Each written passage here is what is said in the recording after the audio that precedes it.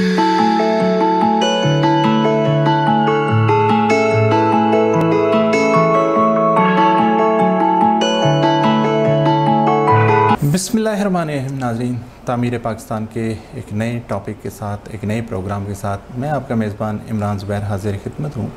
नाज़रीन, आज हम कोई स्पेशल इशू डिस्कस नहीं करेंगे। आज हम पाकिस्तान की मौजूदा कंडीशन को ही डिस्कस करेंगे, जो कि हालात चल रहे हैं। और एक साइड पर पीडीएम की पार्टीज़ हैं और दूसरी साइड पर इमरान खान है।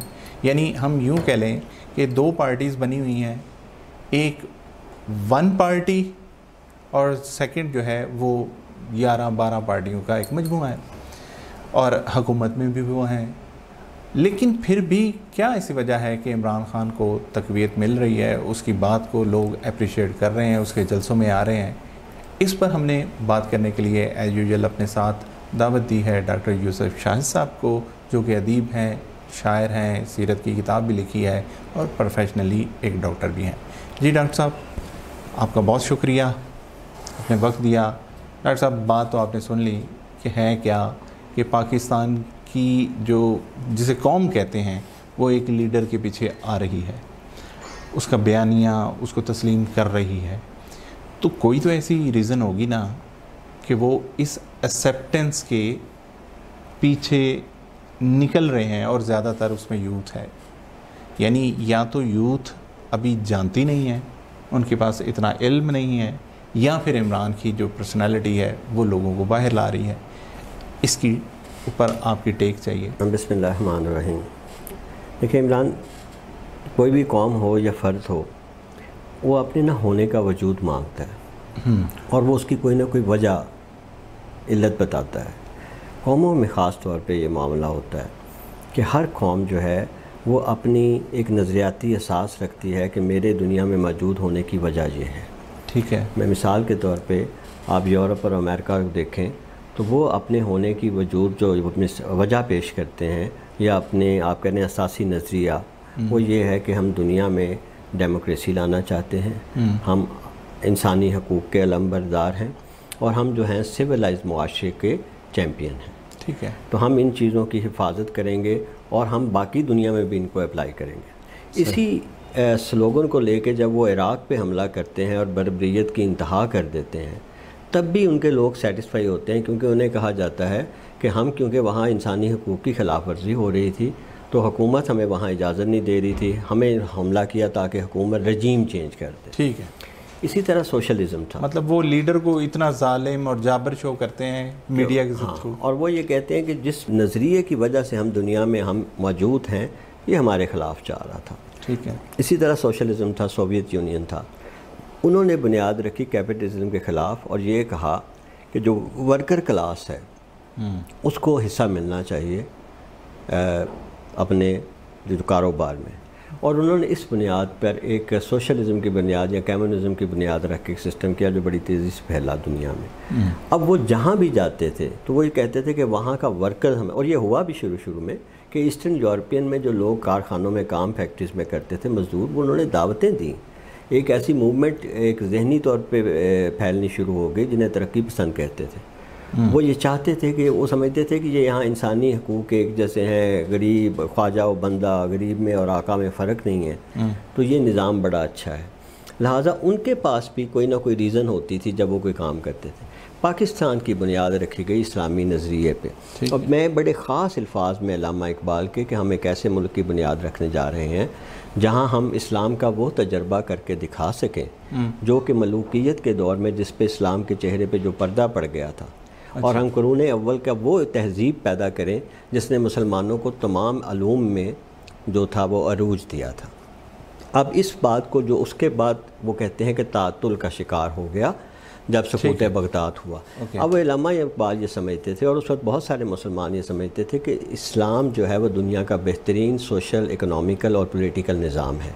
लेकिन ये तजर्बा दुनिया में किया नहीं जा सका दोबारा, और जो इस्लामी मुल्क उस वक्त बने वो एक लिसानी बुनियाद पे बने थे। जब सल्तनत उस्मानिया टूटी है तो अरब जो बने थे वो अरब लिसान की वजह से, ज़ुबान की वजह से बने थे। तो इसके लिए एक मुल्क बनाया गया जिसे पाकिस्तान कहते हैं। प्रॉब्लम ये हुई कि उसके बाद پاکستان بننے کے بعد جو تشکیل سازی قوم کی ہونی تھی وہ اس بنیاد پہ ہونی تھی، لیکن وہ نہیں ہو سکی۔ اب یہ قوم انتظار کرتی رہی اور اس قوم میں بہت سارے لوگوں پہ یقین کیا۔ ہمارے پاکستان بننے کے عرصے میں اگر 35 سال ہمارے سیاستدانوں نے کام کیا، 35 سال ہماری فوج نے کام کیا، لیکن ہم نے یہ دیکھا کہ یہ جو پروسیس تھا اور قوم نے ہر مرتبہ کسی نہ کسی، کبھی کسی سیاستدان پہ یقین کیا، کبھی کسی پہ کیا، بعض اوقات مشائخ کے علماء کے بھی یقین کیا، مگر یہ دیکھا کہ وہ سارا کچھ جو تھا وہ عمل میں نہیں لایا۔ مثال کے طور پہ 1977 میں جو بھٹو کے خلاف تحریک چلی تھی وہ اسلامی نفاذ، اسلامی نظام کے، مگر جیسے ہی بھٹو اترا اس کو پھانسی دے دی گئی اور اس کے بعد جو تھے سارے لوگ جا کے سیٹوں پہ بیٹھ گئے اور اسلامی نظام گول ہو گیا۔ یہ بہت بڑا دھچکا تھا خاص طور پہ علماء کی طرف سے اس قوم کو۔ اس کے بعد ہم نے دیکھا MMA کی تحریک آئی، ایک اسلامی اتحاد جس میں ساری اسلامی جو جماعتیں تھیں سیاسی، انہوں نے مل کر ایک حکومت بنائی، مگر اس حکومت نے اسلام کے نفاذ کے لیے عملی طور پہ کچھ نہیں کیا، ٹھیک، بلکہ اس نے طاغوت کو بھی نہیں للکارا۔ اب ایک ہوتی ہے قوم کی حمیت، ہر قوم اپنے آپ کو جیسے ایک وجود دینا ضروری سمجھتی ہے، ہر انسان کی جیسے ایک غیرت ہوتی ہے، اس طرح ایک قوم کی بھی حمیت ہوتی ہے۔ ہمارا جو دوسرا فیکٹر تھا، ہماری قوم کی حمیت کو بری طرح سے کچلا گیا۔ ہم اور آپ جب باہر جاتے تھے تو گرین پاسپورٹ رکھنے والوں کو ایک طرف بلا دیا جاتا تھا، جس طرح سے تذلیل کی جاتی ہے پاکستانیوں کی، یہ وہ سارے عمل تھے جو اس قوم کے اندر ایک آپ سمجھ لیں کہ ایک آتش فشاں کی طرح اکٹھے ہو رہے تھے جو کسی وقت بھی پھٹ سکتا تھا۔ بہت عرصے کے بعد اس پر زیادہ جو مسئلہ ہوا وہ ہمارا اکنامیکل ہوا۔ اکنامیکل حالات جب یہاں پہنچ گئے، اب ہمیں بڑے عرصے کے بعد بظاہر ایک ایسا شخص سامنے آتا ہے جس کی کوئی سیاسی ہسٹری نہیں، جس کی کوئی عسکری ہسٹری نہیں، یا جس کی کوئی مذہبی ہسٹری نہیں۔ اب یہ آپ کا سوال بڑا ریلیونٹ ہے کہ آخر ایک ایسا شخص جس کی سیاسی ہسٹری بھی نہیں، عسکری بھی نہیں اور مذہبی بھی نہیں، وہ ان چیزوں کا دعویٰ لے کے آگے لکھتا ہے اور قوم اس پہ اعتماد کر رہی ہے۔ کیوں کر رہی ہے؟ اس کی ایک وجہ ہے، قوم نے یہ اعتماد بھٹو کی دفعہ بھٹو پہ بھی کیا کسی حد تک۔ اب دیکھیں بھٹو کے ساتھ ایک پرابلم تھی کہ اس کی جو نظریاتی اساس تھی وہ نیشنلسٹ، اس کے لیے لفظ بہت اچھا ہے، وہ ایز اے پاکستانی اپنے آپ پہ بڑا فخر کرتا تھا اور اس ملک کی ترقی کے لیے کام کرتا تھا، وہ کمیونزم کا ہاں، لیکن اس کی نظریاتی اساس میں سوشلزم شامل تھا، اس لیے وہ اس قوم کی یہ جو نظریاتی اثار اس کے اہداف کے درمیان پورا برج جو ہے وہ کور نہیں کر سکا۔ لیکن یہ وہ لیڈر تھا جس نے آ کر یہ دعویٰ کیا کہ میں جو ہے وہ نظریاتی اساس کی ان ساری چیزوں کو لے کے آگے بڑھ رہا ہوں۔ اب اس کے پیچھے جتنا اس کا کیریئر تھا، کم از کم اتنے کیریئر پہ اس پہ کوئی انگلی نہیں اٹھا سکتا تھا کہ as a cricket team captain وہ بہت اچھا تھا، اس نے کچھ رفاہی کام کیے۔ اب یہ تھا کہ قوم اس وقت اس قدر تنگ آ چکی تھی باقی لوگوں سے، تو وہ اس سپیس کو فل کرنے میں اس کو مدد ملی۔ وہ جب آیا تو بہت سارے ایسے لوگ جو سوچ رہے تھے، جنہوں نے سیاست کو چھوڑ دیا تھا، خاص طور پہ ایسا طبقہ جو پڑھا لکھا طبقہ تھا، اس کو لگا کہ جیسے یہ شخص جو ہے شاید سچ کہہ رہے۔ دوسری ایک اور بات، وہ جو تھا نا ایک ماڈرن مسلم کے طور پہ سامنے آتا ہے جس کی کمیونیکیشن دوسرے ملکوں میں بہت زیادہ ہے، ٹھیک ہے، اور جو ایکس پاکستانیوں سے جب وہ ملتا تھا اس کا کریکٹر اس کے سامنے بھی تھا، وہاں سے بھی اسے بہت مدد ملی اور نوجوانوں کو اس کی کیرسمیٹک پرسنالٹی سے بھی ملی۔ لیکن یہ بات آگے ہوئی کہ اب آپ نے لے کے اس کو آگے چلنا ہے۔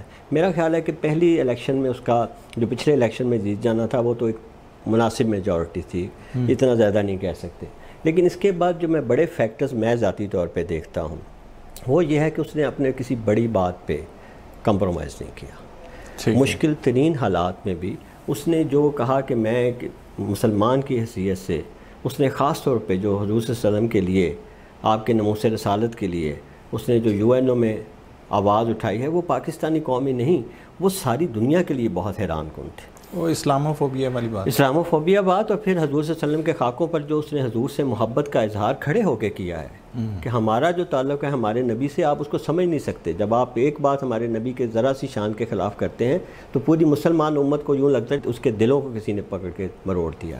اب یہ جو تھا نا، یہ میسیج صرف پاکستان تک نہیں گیا، اس میسیج کی آواز یا بعض گشت ہمیں ترکی کے لوگوں میں سننے میں ملی، انہوں نے اس کو پسند کیا، ملائیشیا سے اس کی آوازیں آئی، مصر سے اس کی آوازیں آئیں، اور ایکس پاکستان جو دوسرے ملکوں میں لوگ بیٹھے تھے انہوں نے بھی اس کو محسوس کیا۔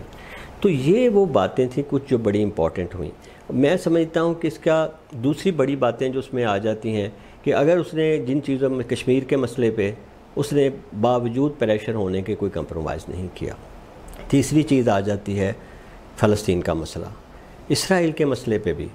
اور آپ ایک اور بات کریں, اس کی جو باڈی لینگویج ہوتی تھی, ایک بہت عجیب واقعہ ہوا کہ جب یہ ایک جگہ پہ ان کی میٹنگ تھی تو وہاں سارے دنیا کے یہ پرائم منسٹر چیفز موجود تھے, تو اسرائیل کے پریزیڈنٹ آ رہا تھا. آپ نے دیکھا کہ سارے باقی لوگ کھڑے ہو گئے مگر ایک اکیلا شخص وہاں بیٹھا رہا اور اپنی سیٹ سے کھڑا نہیں ہوا, کیونکہ وہ اس کے ساتھ ہمارا نظریاتی اختلاف ہے, ہم اسے مانتے ہیں. یہ آسان کام نہیں تھا. جب قوم نے اس چیز کو دیکھا تو انہیں لگا کہ جو باقی باتیں لوگ باتیں کرتے ہیں, جب عمل کا وقت آتا ہے تو وہ اس سے بہت دور ہو جاتے ہیں. اب اس قوم نے نظریاتی اساس کے نیچے اپنے ساری جو معاشی مصیبتیں تھیں اس کو پیچھے ڈال دیا. یہ ایک ایسا فینومینن ہے جو میں نہیں کہہ رہا, آپ کہہ رہے ہیں کہ قوم پھر بھی اس کے ساتھ بڑھتی جا رہی ہے. آخر اس کے پیچھے کوئی نہ کوئی ایسا فیکٹر ہے کہ باوجود کہ ان 3 سالوں میں مہنگائی بھی ہوئی, باوجود اس سے کہ اس کے 3 سالوں میں کوئی بہت اچھی گورننس بھی نہیں ہوئی, لوگ آخر پھر اس کی طرف کیوں چلے گئے؟ اس کی کیرسما جو تھا وہ الیکشن سے پہلے کا جو تھا وہ ٹوٹ جانا چاہیے تھا, لیکن وہ نہیں ٹوٹا, کیونکہ یہ جو استواری بشرطے وہ تھی نا اس کے وفاداری, یہ اس نے نبھا کے دکھا دی. ڈاکٹر صاحب یہاں ایک چیز میں آپ سے پوچھنا چاہتا ہوں. دیکھیں ہماری تو قوم اتنی پڑھی لکھی ہے ہی نہیں, اس کو کیا پتہ نظریاتی احساس کیا ہے, کس چیز کو تقویت دینی چاہیے نہیں دینی چاہیے. یہ ساری چیزیں جنرل پبلک میں ایک خاص طبقہ ہی جانتا ہوگا, لیکن وہ جو اضافہ ہو رہا ہے وہ کس بنیاد پہ ہو رہا ہے؟ دیکھیں علامہ اقبال نے جب اپنی نظریہ خودی پیش کیا تھا, یا جب انہوں نے یہ فلسفی دی تھی نا الہ آباد کی, اس وقت انہوں نے سب سے پہلے جو اپنے جو ٹارگٹ تھا نا آڈینس تھا وہ علی گڑھ کالج کے پڑھے لکھے لوگ تھے. ٹھیک ہے. اور ان کی فلسفی یقین کیجئے کہ آج بھی اگر بعض کا ہم اس کی ڈیپ فلسفی میں جائیں سمجھنا آسان نہیں ہے, لیکن انہوں نے کیا کیا کہ حضرت چراغ حسن حسرت اور بہت سارے ایسے لوگوں کو تیار کر لیا جنہوں نے آگے قوم کی تشکیل سازی میں حصہ لینا تھا, جو آگے جا کے ڈفرینٹ کالجز اور یونیورسٹی میں جنہوں نے عام آدمی کو بتانا تھا. تو جو فکری ہوتا ہے نا انقلاب, وہ ہمیشہ ایک آدمی کے ذہن سے نکلتا ہے اور پھر آپ فکری لوگوں کو کرتے ہیں, پھر وہ ایک سلوگن بنتا ہے. فرق یہ ہوتا ہے نظریہ اور سیاست میں کہ نظریے میں جیسے اگر کوئی سوشلسٹ ہے بٹو, اب وہ ان کا سوشلسٹ آئیڈیاز جو بھی تھے وہ بڑے دقیق ہوں گے اینجلز کی مارکس کی تعلیمات کے اوپر, لیکن جب وہ عوام میں آیا تو اسے ایک سلوگن دینا پڑتا ہے کہ جی سوشلزم جو ہے وہ ہماری سیاست ہے, یا وہ سوشلزم کے اوپر ہمارا وہ ہے, روٹی کپڑا اور مکان, یہ وہی تینوں نعرے ہیں جو لینن نے دیے تھے. اب یہ سلوگن بن گیا, لیکن سلوگن کی بنیاد کیا تھی؟ سوشلزم. اب یہاں جو ہے نا پاکستان جب بنا تو پاکستان بنانے والے یہی کم پڑھے لکھے لوگ تھے, لیکن اس کی بنیاد کیونکہ علامہ اقبال نے جو آئیڈیالوجی رکھی تھی وہ اسلام تھی, اور وہ سلوگن کیا بنا؟ پاکستان کا مطلب کیا؟ لا الہ الا اللہ. اب ایک عام آدمی بھی یہ سمجھتا تھا کہ لا الہ الا اللہ کا مطلب ہے کہ میں اپنے دین کے ساتھ جڑ جاؤں گا.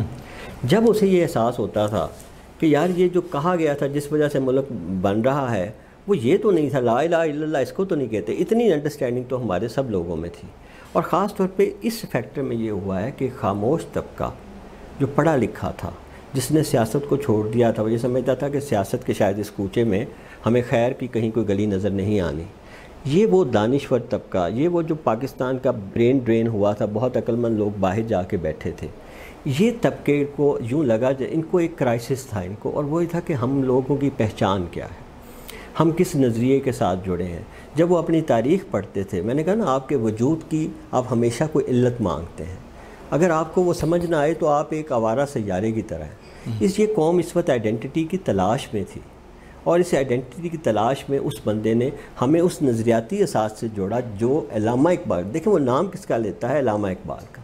وہ پیغام کیا دیتا ہے؟ پاکستان کا مطلب کیا؟ لا الہ الا اللہ.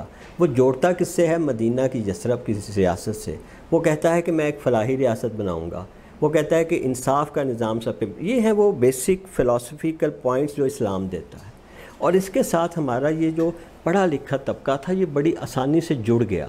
اس کے درمیان فرق نہیں تھا. اگر آپ مجھے جوڑنا چاہیں گے نا سوشلزم میں, تو میری جو اس معاشرے نے تربیت کی ہے, جو میرے ماں باپ نے میرے کانوں میں ڈالا ہے, وہ اس کے خلاف جاتا ہے. میرے اندر اور اس نظریے کے اندر ایک تصادم شروع ہو جاتا ہے, میں ادھر جاؤں بھی. لیکن جب مجھے جوڑا گیا میرے نبی کے ساتھ, میرے نبی کی یا دین اسلام کی فلسفی کے ساتھ, تو میں بڑی آسانی کے ساتھ اس طرف چلا گیا, کیونکہ وہ میری تربیت کا حصہ تھا, میں جس معاشرے میں سے ابھر کے آیا. ڈاکٹر صاحب یہ ساری چیزیں پریکٹیکلی نظر میں تو آنی چاہیے, آ رہی ہیں. مثلا دیکھیں بات یہ ہے ایک ہے، دو حصے ہوتے ہیں ہمیشہ کسی بھی ملک میں اگر ہم دیکھیں نا، اس کا ایک ہوتا ہے وہ ایلیٹ ہوتی ہے. ایلیٹ 3 چیزوں پہ مشتمل ہوتی ہے. وہ ہے وہ لوگ جو سیاستدان ہیں یا جب پہلے بادشاہ ہوتے تھے. دوسرا وہ لوگ ہوتے تھے جن کے پاس مسلز ہوتے ہیں، پہلے بھی وہ فوج ہوتی تھی یا سپاہی ہوتے تھے یا پولیس ہوتی تھی.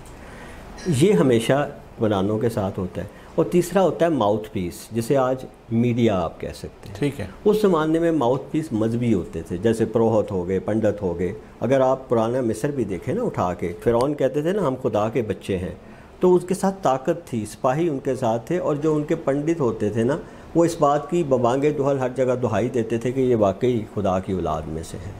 تو یہ 3 چیزیں آج بھی اکٹھی ہیں. لیکن اس کے ساتھ ایک بہت بڑا طبقہ ہوتا ہے، اسے کہتے ہیں پاپولر لوگ، ایک طبقہ. اب یہ پاپولر طبقہ جو ہوتا ہے نا، یہ اپنے آپ کو ہمیشہ ایک، جسے کہتے ہیں روسیا جو تھا نا بہت بڑا، ایک آپ کو پتہ ہے وہ فرینچ تھا، اس نے کہا تھا this is the general will of the people, کہ لوگوں کی جنرل ول کبھی بھی ایلیٹ کلاس کے ساتھ نہیں، ضروری نہیں کہ ملے. اس کے درمیان اکثر تصادم آ جاتا ہے، کیونکہ جو لوگ ہوتے ہیں وہ اپنی چیزوں کی بنیاد رکھ رہے ہوتے ہیں کچھ اصولوں پہ کہ یہ وعدے کیے گئے، آئین میں یہ لکھا گیا ہے، جبکہ ایلیٹ کلاس اپنے آپ کو سمجھتی ہے کہ وہ ہر چیز سے بالا تر ہے. آپ کا یہ جو پاپولر تھنکنگ ہے نا، جو عمران خان کے پیچھے ہے، یہ اس وقت جو ہے بدل چکی ہے. اور یہی وہ بات ہے جسے ہمارے پرانے لوگ محسوس نہیں کر سکے. علامہ اقبال نے کہا تھا، بڑی خوبصورت بات ہے، کہ سپاہ تازہ برانگیز از ولایت عشق، کہ در حرم خطرے از بغاوت خردست، کہ میں جو ہے نئی سپاہ لے کے جو ہے نا تیار کر رہا ہوں نوجوانوں کی، کہ حرم میں عقل کی وجہ سے بغاوت کا خطرہ پیدا ہو گیا ہے. یہی ایگزیکٹ ہمارے ہاں ہوا تھا کہ مشائخ اور علماء اس جو نئی نسل تھی اس کو وہ قائل نہیں کر سک رہے تھے. کوئی ایسا نام نہیں آپ لے سکتے ان دنوں میں جس کے پیچھے اس قوم کے جو پڑھے لکھے لوگ تھے وہ سمجھتے تھے کہ یہ ہمیں مذہبی آدمی ہمیں لیڈ کر رہا ہے. اور پھر یہ ہے کہ وہ کہتے ہیں، اس میں ان کا وہ بڑا خوبصورت تھا، ان کا شعر ہے کہ کون سی وادی میں ہے کون سی منزل میں ہے عشق بلاخیز کا قافلہ سخت جان. اب دیکھیں یہ جو ہوتا ہے نا، کون سی وادی میں ہے اور کون سی جگہ پہ ہے، یہ آپ کی پاپولیشن کے اندر وہ تیار ہو رہا ہوتا ہے وہ طبقہ. اب یہاں سے آ کے کیا ہوتا ہے کہ ایک گیپ آ جاتا ہے. گیپ یہ ہے کہ جو پرانی طرز پہ، یہ ہمارے ہاں جو ہے نا پرانی سیاست کا طریقہ ہے، جسے علامہ نے کہا تھا کہ آئین نو سے ڈرنا، طرز کہن پہ اڑنا، منزل یہی کٹھن ہے قوموں کی زندگی. آپ ڈیموکریسی کا دعویٰ کر رہے ہیں، آپ اسلام کا دعویٰ کر رہے ہیں. اب وہ ڈیموکریسی ہر بندے کے ہاتھ میں ہے. اب وہ 5 سال بعد ظاہر نہیں ہونی. آپ دیکھنا چاہتے ہیں نا قوم کی نبض کیا ہے، آپ سوشل میڈیا پہ جا کے ایک بات لکھیں اور دیکھیں کتنے لوگ اس کے حق میں ہیں. آپ پوچھیں عمران کے ساتھ کون ہے، عمران کے خلاف کون ہے، آپ کو پتہ چل جائے گا کتنے لوگ اس کے حق میں ہوتے ہیں. اب یہ جو اپنا رائٹ ہے نا دن رات لوگ یوز کر رہے ہیں. یہ جو تبدیلی ہے نا، یہ اس طرح کی تبدیلی ہے، آپ سمجھیں کہ یہ چیز پھیل چکی ہے. اب اس کو سمجھنا پرانے طریقوں سے روکنا ممکن نہیں ہے. تو یہ جو آپ سمجھ رہے ہیں نا کہاں ہے، یہ اس طبقے میں ہے جو طبقہ باہر نکل رہا ہے. ایک رات کو گورنمنٹ نکلتی ہے، اگلے رات بغیر کال دیے آپ کا آدھے سے زیادہ، بلکہ آپ کے 200 سے زیادہ شہروں میں لوگ باہر نکل آئے ہیں. یہ پہلے کب ہوا تھا؟ اس لیے کہ لوگوں کی مذہبی جماعتوں میں بھی تو ایسا ہوتا ہے. مذہبی جماعتوں میں اور بات ہے. دیکھیں سب سے پہلے تو یہ بات ہے آپ کی بدقسمتی کے ساتھ کہ ہماری کبھی بھی کوئی مذہبی جماعت، ایک پاپولر جماعت جب الیکشن ہوتا ہے، مثال کے طور پر دیکھیں طاہر القادری صاحب آتے تھے، وہ اپنا بلاتے تھے تو ان کا بڑے بڑے جلسے ہوتے تھے، بہت بڑے جلسے، اور جہاں وہ چاہتے تھے وہ شہر بلاک کر دیتے تھے. پھر ہم نے تحریک لبیک والوں کو دیکھا کہ وہ تو چاہتے ہیں جہاں، لیکن ہوتا کیا ہے ان کا جو فالوور ہے نا وہ بہت کمیٹیڈ ہے. کیونکہ جب آپ دین کے ساتھ ہوتے ہیں تو آپ کی وفاداری بڑی زبردست ہوتی ہے، آپ جان دینے کی تیار ہیں.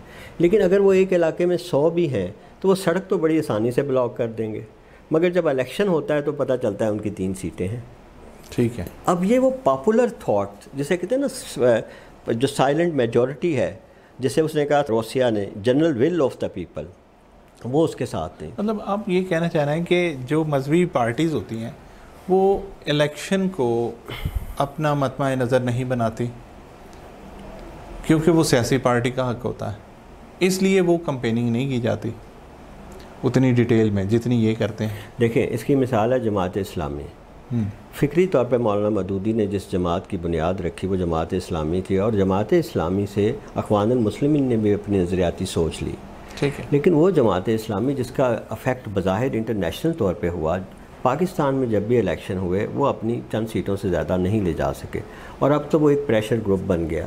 اب اسی جماعت میں سے ایک چھوٹا سا حلقہ علیحدہ ہو گیا، جن کو بعد میں لیڈ کیا ڈاکٹر اسرار احمد صاحب نے۔ اور ڈاکٹر اسرار احمد صاحب یہ کہتے تھے کہ ہمارا خیال ہے کہ جمہوریت جو ہے وہ دینی جماعتوں کا رستہ نہیں ہے، ان کا رستہ ہے کہ ساری آپ پبلک جو ہے اس کو آپ متاثر کریں، اپنے کردار سے ان کو یہ ثابت کریں کہ آپ اچھے لوگ ہیں، اور آپ ایک جماعت تیار کر لیں اور انقلاب کی طرف بڑھیں۔ وہ سمجھتے تھے جمہوریت ایک سسٹم کے چلنے رہنے کا نام ہے، اس سسٹم کے دفاع کا نام ہے۔ آپ انتخابات کے ذریعے نظام نہیں بدل سکتے، اور یقیناً نہیں بدل سکتے، کیونکہ پارلیمنٹ میں جانا ہے، وزیر اعظم وہی نظام۔ اور دوسرا یہ ہے کہ انقلاب وہ طریقہ ہے جو ملک کا نظام بدلتا ہے۔ اب آپ دیکھیں جماعت اسلامی جو ہے وہ ایک بڑا نام تھا، لیکن وہ کبھی بھی اس قابل نہیں ہوا۔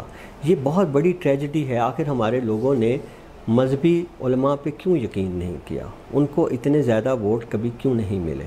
اس کی وجہ یہ ہے کہ جس کردار کی ضرورت تھی، سب سے پہلے تو پاکستان بنتے وقت ان زیادہ تر جماعتوں نے پاکستان کے بننے کی مخالفت کی۔ اب وہ بعد میں آپ نے اس کا کمپرومائز کر دیا۔ آپ دیکھیں دیوبند، جو اہل دیوبند تھے انہوں نے تو سخت مخالفت کی تھی، ان کے تو بڑوں نے کہا اللہ کا شکر ہے کہ ہم اس گناہ میں شامل نہیں تھے۔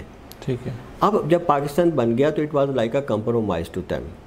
مولانا مفتی محمود، مولانا فضل الرحمان، اب انہوں نے کہا یہ بن گیا ہے، اب ہم اس کے لیے کوشش کریں گے۔ لیکن ایک تو وہ ذہن سے لوگوں کے نہیں گیا، دوسرا یہ ہے کہ ان کا کردار جب بھی سامنے آیا ہے انہوں نے آگے اس کو نبھایا نہیں ہے۔ مجھے بتائیں کون ایک بڑے، مجھے سوائے ڈاکٹر اسرار احمد کے یا پھر آپ تحریک لبیک کا جو خادم حسین، مجھے ایک انقلابی شخصیت کا نام بتا دیں مذہبی لوگوں میں سے جو آپ کو یاد ہے پاکستان میں، جس نے یہ دعویٰ کیا ہو کہ قوم میرے پیچھے آئے، یا ایک پاپولر قوم کو لے کے وہ ساتھ چلا ہو، یا لوگوں نے اس پہ اعتماد کر لیا ہو۔ نہیں ہوا۔ اس کی وجہ یہ تھی کہ یہاں جو ہے ہم نے جس کردار، اخوان المسلمین کامیاب ہوئی ہے، وہاں انہوں نے 70% ووٹ موسوی کے طور پہ لیا ہے۔ وہاں جو ان کے لیڈر تھے انہوں نے اپنے آپ کو، یہاں کون لیڈر کامیاب ہوئے؟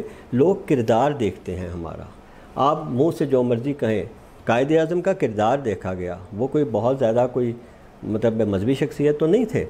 اسی طرح علامہ اقبال ویسے تو مذہبی شخصیت ہے لیکن پڑھ کے باہر سے آئے تھے، لوگوں نے بہت سارے علماء کی مخالفت کر کے علامہ اقبال کو چنا۔ دیکھیں دو چیزیں ہوتی ہیں، میں ہمیشہ میسج پہ بڑا زور دیتا ہوں۔ میں ذرا پھر سمجھا دوں کہ آپ کی نظریاتی اساس جو ہے نا، دیکھیں ہندوستان میں سیکولرزم ناکام کیوں ہو گیا؟ اس لیے کہ ان کی نظریاتی اساس جو تھی وہ ہندوتوا تھی۔ علامہ اقبال نے اس بات کو محسوس کیا تھا اور خطبہ الہ آباد میں اس کا ذکر کیا تھا کہ ہمیں یہاں سیکیورٹی نہیں ہوگی، اس لیے کہ یہاں کے جو لوگوں کا آخر جو اندر کا ہندوتوا ہے، یہ بدقسمتی ہے کہ جو ہندوازم کا ایک آپ کہہ لیں ایکسٹریم ونگ جسے کہتے ہیں نا، وہ ہاکس، وہ سامنے آ گئے۔ ورنہ ہندوازم جو ہے اگر وہ اپنی کچھ بنیادوں پہ رہے تو وہ بھی کوئی ایسا یہ نہیں تھا کہ کوئی قتل کر دینے والا مذہب تھا سب کو، لیکن وہاں یہ فلسفی آگے آئی، وہاں آ کر ناکام ہو گیا سیکولرزم۔ تو جو نظریاتی اساس ہے نا، لوگ اس کے ساتھ اپنی ہم آہنگی محسوس کرتے ہیں۔ میرا وجود کیوں آیا؟ دیکھیں نا، میں آپ کو کہتا ہوں جی میں آپ کو ایک ادارے میں بھیج رہا ہوں، آپ کا کام یہ ہے اور اس کی وجہ سے آپ وہاں جا رہے ہیں۔ اب آپ جب جہاں جائیں گے تو یہ کہیں گے میں یہاں اس کام کے لیے آیا تھا۔ صحیح۔ جب آپ ایک ملک بناتے ہیں تو اس کی یہ عمران خان نے جو ہے نا پاکستان کا مطلب کیا، لا الہ الا اللہ، ریاست مدینہ، یہ وہ سب چیزیں ہیں جو اصل میں مشائخ نے کرنی تھی۔ صحیح۔ یہ وہ کام ہے جو کسی با کردار سیاستدان کو کرنے چاہیے تھے، جس نے اس ملک کے آپ کہہ لیں کہ شروع سے کیا، لیکن جب وہ نہیں کیا تو پھر اللہ پاک اپنے کام تو کسی سے بھی لیتا ہے یہاں فتنہ تاتار کے افسانے سے پاسباں مل گئے کعبے کو صنم خانے سے۔ وہ آپ کا سومناتھ کا بل توڑنے کے لیے اس نے کسی ولی کو تو نہیں بھیجا، اس نے محمود غزنوی کو بھیجا تھا۔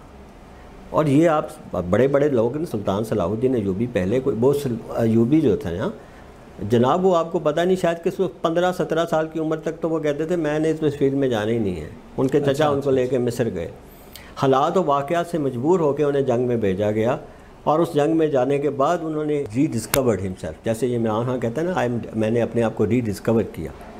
تو یہ جو ری ڈسکوری ہوتی ہے نا، اس میں سب سے پہلے آپ پہچان ڈھونڈتے ہیں۔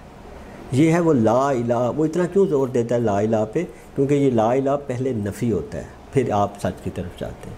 قوم کو اس رستے پہ جانا، اس پہ ہاں قوم اس پہ یقین کر رہی ہے۔ اچھا ڈاکٹر صاحب، میں آپ کی بات سے یہ سمجھا ہوں کہ کسی بھی ملک کے لیے 3 چیزیں زیادہ امپورٹنٹ ہیں۔ ایک اس کا جو نظریہ ہوتا ہے اور ہمارا نظریہ تو اسلام ہے. دوسرے نمبر پر ہوتی ہے پاور، جس کے پاس اتھارٹی ہے وہی سارا کچھ چلاتا ہے.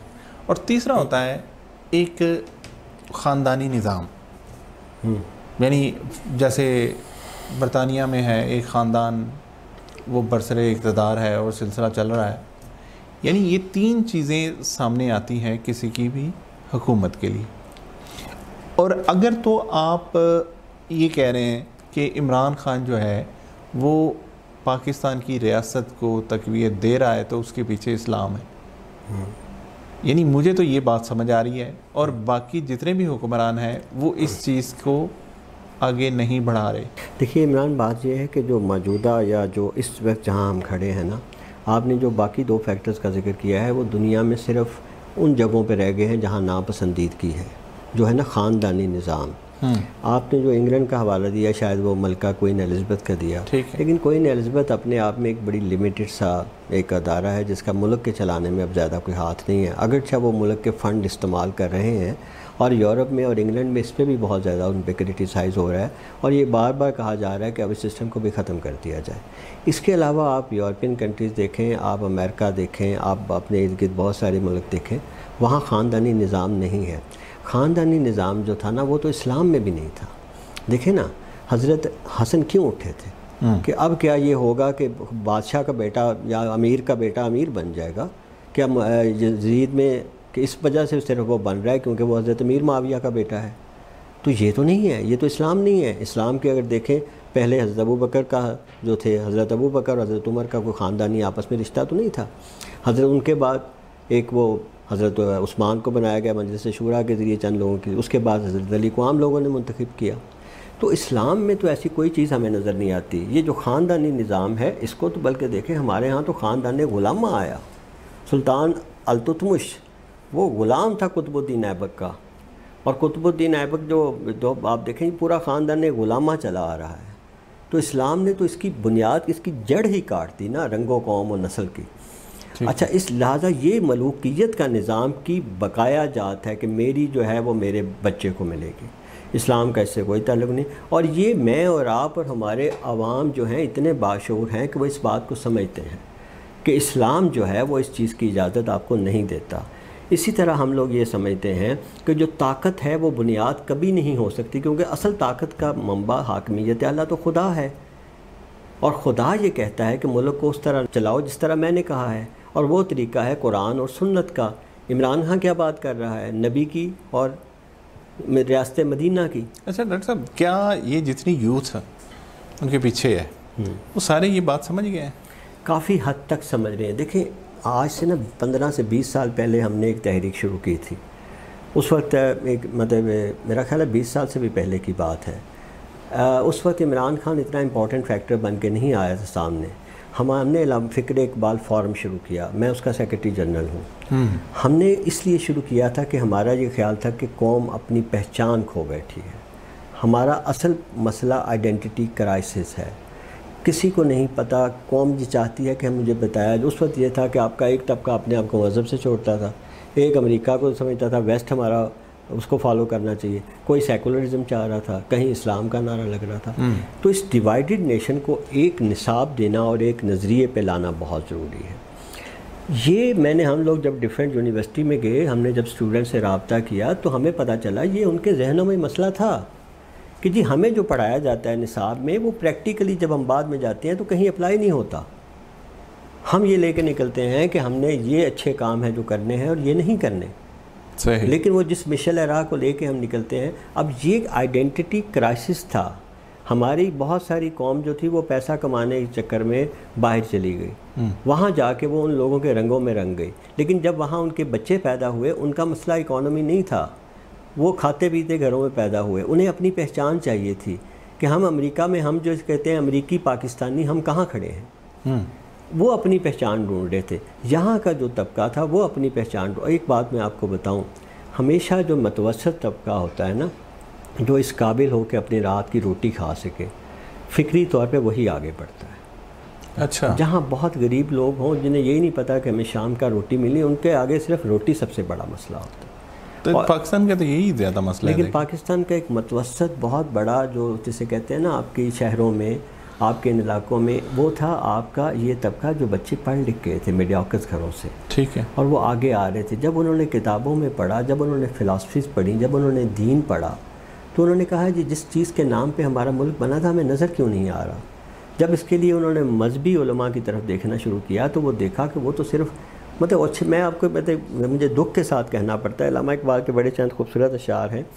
وہ یہ کہتے ہیں کہ عام طور پہ ایک مسلمان کیا سوچتا تھا کہ ہم کو تو میسر نہیں مٹی کا دیا بھی, اور گھر پیر کا بجلی کے چراغوں سے ہے روشن, اور شہری ہو دیہاتی ہو مسلمان ہے سادہ, مانند بتاں پوچھتے ہیں کعبے کے برہمن. واہ. اب علامہ اقبال کہہ رہا ہے کہ یہ لوگ کعبے کے برہمن بن گئے ہیں.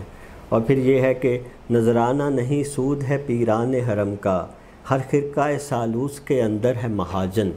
یہ داڑیاں رکھ کے اندر میں وہ مہاجن ہندو کی طرح ہیں جو یا مسلمانوں کو لوٹ رہے ہیں.